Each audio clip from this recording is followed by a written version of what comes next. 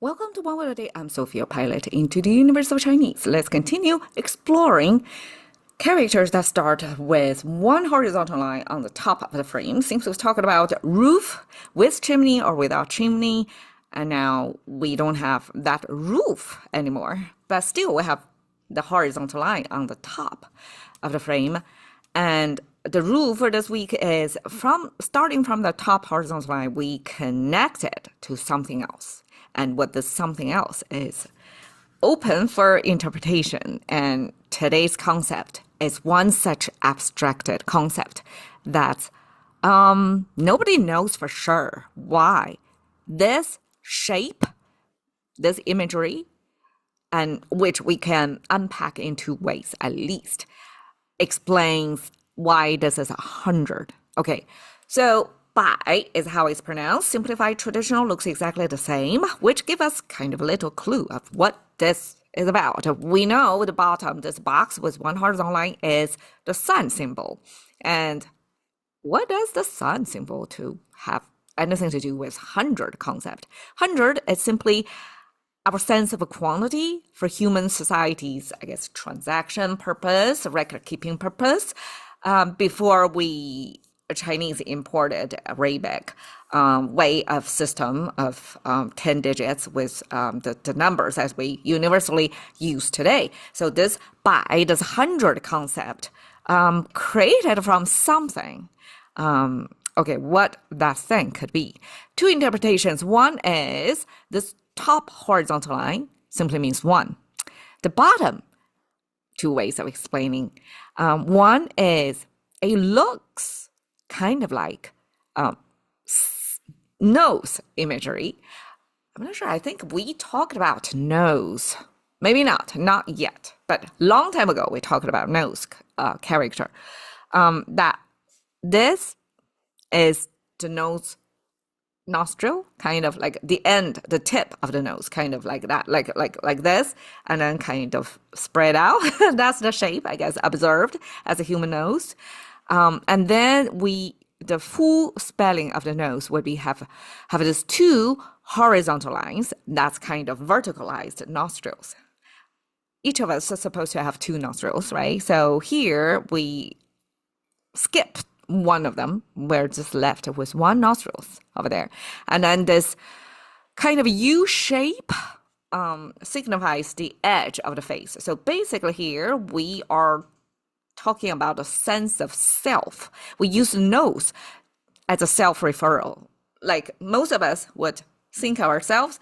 I mean, I like to kind of pat my chest, kind of referring to myself here, but oftentimes we also point to the nose like me, right? Self-referral, and which is, our brain, right? Our thinking organ here. And we're kind of aiming at the center, which is the nose position. And then here is the edge or the peripherals of the end of our face, our, I guess, brain scope container.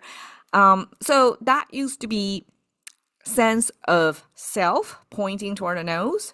So one nose, as if like it's one self concept, somehow make it to 100.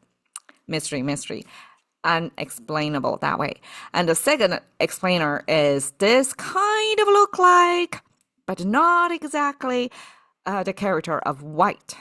And Chinese create the sense of white with a sphere with horizontal line, which is our sun, kind of like that. And then one single sun rays, like spoke, piercing, upward pointing. So one particular sun ray, describing the color of white. So somehow ancient people back then figured out the color of white came from the sunlight. And we use that one white as a, I guess, derivative thinking of this white color. We use the color to represent what could be the white, which was the silver. And who knows, maybe ancient times, the unit of currency of one chunk of silver, one silver would be equivalent of 100 of something, some other things as the currency notation. So one white, silver, or one self would be worth 100. So lots of guesses over there, but nobody knows for sure. Ancient times, how does abstract concept? We can explain 10, right? After we use a 10, and then we tie a knot on the rope. So we can explain that, but 100, that becomes too, we lost a chunk of history there. Okay, 意料百了. This is a set expression. We see 一, which it, by itself would pronounce as 一, just that one imagery here. When it's moved to the middle of the frame and there's nothing else in there, that's simply one horizontal line. That means one. And when we have contrast of 1 and then 100, we place this huge difference of 1 to 100, which is like what, 2 magnitude difference. And then we add 了 and a 了 there. 了 means finish. So once, this is equivalent of English, once for all. So 一了百了 means you finish this once, and then it's equivalent to you finish it hundreds of times. That's 一了百了. Oftentimes, this is kind of like to completely break away something or completely abandon some idea or even suicidal, like a finish, then it's 一了百了. It's like once for all. Let's get done with it. That's the sentimentality. Okay, 百家争鸣. Oftentimes, the Chinese use 百 because it's kind of still graspable, right? Still tangible within our personal life experience, right? We probably, in our lifetime, we know 100%, we can count to 100, but that's a lot, right? So Chinese use 百 is for kind of a max of our personal scale. Like you probably know 100 different people, or you can count to 100 without like losing count, something like that. Like it's still human scale and manageable, tangible for us. So we use 100 simply means many, many on a large scale. 百家争鸣, 家 means, well, 家 we talked about this year. That means family, right? Chinese oftentimes use 家 also mean somebody who is so accomplished that is the master. So 百家, 100 masters, or school of thoughts, let's say. 争鸣, 争, debate or fighting. Fighting combatively. 鸣 would be kind of making loud noise. So 百家争鸣 simply is 100 different school of thoughts trying to make their voice heard. They are competing for the loudest, competing to get attention.